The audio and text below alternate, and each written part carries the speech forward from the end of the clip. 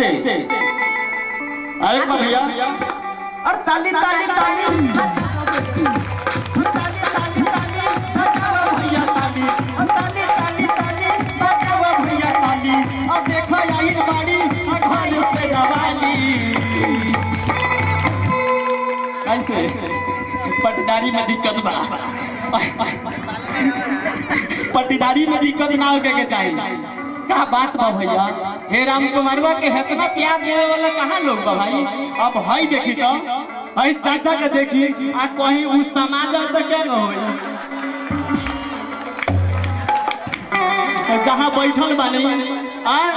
ए सोनो लोग भेटा जाता का हमरा आ अब बताई और रोड़ी देखाए में अच्छा लगी वो सब बढ़िया ऊपर बैठ जाती तो तनी कम समय तो कैसे हाथ उठा के हमरा संगे संगे और ताली ताली ताली बजाओ भैया ताली और ताली ताली ताली बजाओ भैया ताली और देखो आई बाड़ी घर से दवाली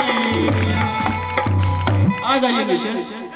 आ जाइए इन लोगों को उस पर डांस कराइए सामने भेजिए लोग हेलो हाँ आप आ जाइए वो लोग हाँ हाँ चारों तरफ मनोरंजन हमारे भैया बड़े सौ तनी ध्यान से हेलो हेलो